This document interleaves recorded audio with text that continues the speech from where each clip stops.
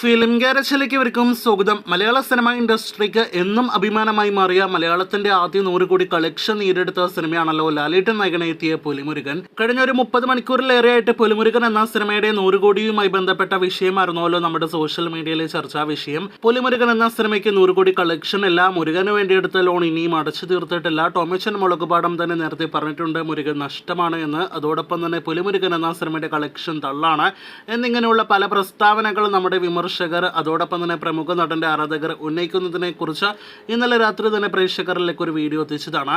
എന്തായാലും ഇപ്പോഴത്തെ ടോമിച്ചൻ മുളകുപാടത്തിന്റെ പ്രതീക്ഷിത പോലെയുള്ള ഒരു മറുപടി പുറത്തു വരുമ്പോൾ പുലിമുരുകൻ ലാഭമാണ്. ആ സിനിമയ്ക്ക് വേണ്ടി എടുത്ത 2 കോടി ലോൺ അന്ന് ഡിസംബർ മാസം 2016 തന്നെ അടച്ചു തീർത്തു എന്ന് വെളിപ്പെടുത്തിയിരിക്കുകയാണ് സിനിമയുടെ നിർമ്മാതാവ് കൂടിയായ ടോമിച്ചൻ മുളകുപാടം. ഇന്ന് രാവിലെ തന്നെ മനോരമ ന്യൂസിന് ഒരു അഭിമുഖം നൽകിയാണ് ടോമിച്ചൻ മുളകുപാടം തുടങ്ങിയതെങ്കിൽ ശേഷം അദ്ദേഹത്തിന്റെ ഫേസ്ബുക്ക് പേജിൽ തന്നെ ഇതുമായി ബന്ധപ്പെട്ട ഒരു വിശദീകരണ കുറിപ്പ് അദ്ദേഹം ഇറക്കുന്നുണ്ടായി. ആ കുറിപ്പ് ഇങ്ങനെയാണ്: ഒരു നിർമ്മാതാവ് എന്ന നിലയിലുള്ള എന്റെ സിനിമാ ജീവിതത്തിൽ എനിക്ക് ഏറ്റവും കൂടുതൽ അഭിമാനവും വിജയവും നേടിത്തന്ന ചിത്രമാണ് ശ്രീ മോഹൻലാൽ നായകനായ വൈശാഖ് ഒരുക്കിയ പുലിമുരുകൻ. മലയാള സിനിമയുടെ ചരിത്രത്തിൽ ആദ്യമായി 100 കോടിയുടെ തിളക്കം സമ്മാനിച്ച ആ ചിത്രം നിർമ്മിക്കാൻ സാധിച്ചതിലും അതിലൂടെ മലയാള സിനിമയുടെ ചരിത്രത്തിന്റെ ഒരു ഭാഗമായി മാറാൻ കഴിഞ്ഞതിലും ഇന്നും ഏറെ അഭിമാനിക്കുന്ന വ്യക്തിയാണ് ഞാൻ. എന്നാൽ ആ ചിത്രത്തെ ചില അനാവശ്യ വിവാദങ്ങളിലേക്ക് വലിച്ചിഴച്ചുകൊണ്ട് ചിലർ രംഗത്ത് വന്നത് ശ്രദ്ധയിൽപ്പെട്ടു. അതിൽ അവർ പറയുന്ന ഓരോ കാര്യവും വാസ്തവ വിരുദ്ധമാണ്.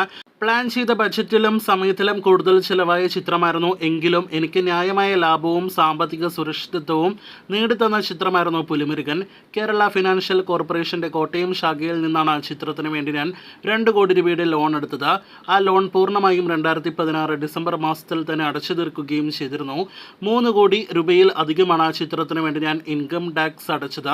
അത്രയധികം തുക ഇൻകം ടാക്സ് അടക്കണമെങ്കിൽ തന്നെ ഈ ചിത്രം എനിക്ക് ന്യായമായ ലാഭം നേടിത്തന്നിരിക്കുമെന്ന് മനസ്സിലാക്കാൻ സാധിക്കുമല്ലോ. അന്ന് മലയാളം സിനിമകൾ വിദേശ രാജ്യങ്ങളിലെ വൈകിയായിരുന്നു റിലീസ് ചെയ്തത്. അതുകൊണ്ട് തന്നെ പുലിമുരുകൻ വിദേശ രാജ്യങ്ങളിൽ റിലീസ് ചെയ്യുന്നതിന് മുന്നേ തന്നെ 3 ആഴ്ച കൊണ്ട് തന്നെ 100 കോടിയിലധികം വേൾഡ് വൈഡ് കളക്ഷൻ നേടിയെടുത്തിരുന്നു എന്ന് കൂടി ടോമിച്ചൻ പറയുന്നുണ്ട്. അതേസമയം 100 കോടി ഷെയറിനെ കുറിച്ചും ഗ്രോസിനെ കുറിച്ചും അറിയാത്തവർക്കും ടോമിച്ചൻ മുളകുപാടം ആ ഒരു അഭിമുഖത്തിൽ കൂടുതൽ കാര്യങ്ങൾ വെളിപ്പെടുത്തുന്നുണ്ട്. അപ്പോൾ ആകെ മൊത്തത്തിൽ നോക്കുകയാണെങ്കിൽ നമ്മുടെ ലാലേട്ടൻ വിമർശകർക്ക് അതോടൊപ്പം തന്നെ പ്രമുഖ നടന്റെ ആരാധകർക്ക് നിലവിൽ കരച്ചിലിൽ നിന്നും പൊട്ടിക്കരച്ചിലേക്ക് പോകാനുള്ള വഴിയൊരുക്കി കഴിഞ്ഞിരിക്കുകയാണ് അവർ എന്ന് സംശയം പറയാം.